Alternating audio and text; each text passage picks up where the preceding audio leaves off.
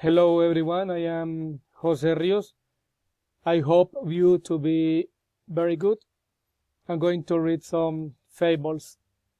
The first is The Ants and the Grasshopper.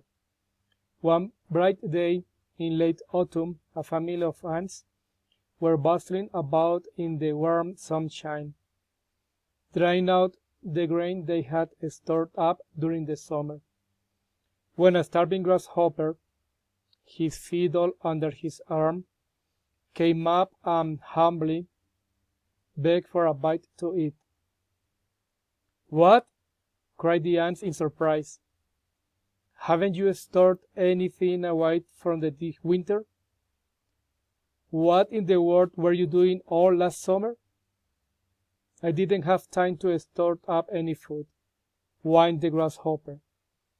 "I was so busy making music that before I knew it the summer was gone." The ants shrugged their shoulders in disgust. "Making music, were you?" they cried. "Very well, now dance." And they turned their backs on the grasshopper and went on with their work. There's a time for work and a time for play. Second, The Lion and the Mouse. A lion was awakened from his sleep by a mouse running over his face. Rising up angrily, he caught him and was about to kill him, when the mouse begged him, saying, "If you would only spare my life, I would be sure to repay your kindness." The lion was so tickled at the idea of the mouse being able to help him that he laughed and let him go. Shortly after this, the lion was caught by a hunter, who bound him with ropes to a tree. The mouse, recognizing his roar, came out the rope with his teeth and set him free, exclaimed, "You ridicule the idea of my ever being able to help you, expecting to receive from me any repayment of your favor. Now you know that it is possible for even a mouse to help a lion. No act of kindness, however small, is ever wasted." Third, The Fox and the Crow. A fox once saw a crow fly off with a piece of cheese in its beak and settle on a branch of a tree.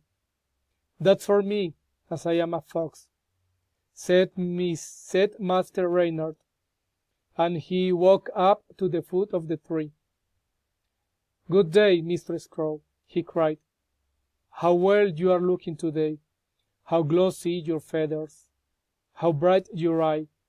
I feel sure your voice must surpass that of other birds, just as your figure does. Let me hear but one song from you, that I may greet you as the Queen of Birds." The crow lifted up her head and began to caw her best. But the moment she opened her mouth, the piece of cheese fell to the ground, only to be snapped up by Master Fox. "That will do," said he. "That was all I wanted. In exchange for your cheese, I will give you a piece of advice for the future. Do not trust flatterers." 4. The Wolf in Sheep's Clothing. A wolf found great difficulty in getting at the sheep owing to the vigilance of the shepherd and his dogs. But one day it found the skin of a sheep that had been flayed and thrown aside. So it put it on over its own pelt and strolled down among the sheep. The lamb that belonged to the sheep, whose skin the wolf was wearing, began to follow the wolf in the sheep's clothing. So, leading the lamb a little apart, he soon made a meal of her. and for some time he succeeded in deceiving the sheep and enjoying hearty meals. Appearances are deceptive. This is the fifth and the last fable. The boy who cried wolf. A shepherd boy who watched a flock of sheep near a village brought out the villagers 3 or 4 times by crying out, "Wolf, wolf!" and when his neighbors came to help him, laughed at them for their pains. The wolf, however, did truly come at last.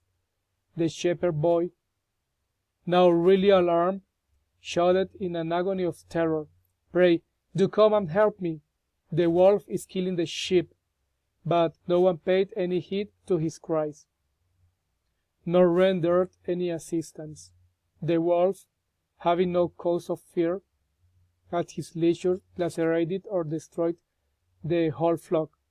There is no believing a liar, even when he speaks the truth. Thank you very much for listening to me.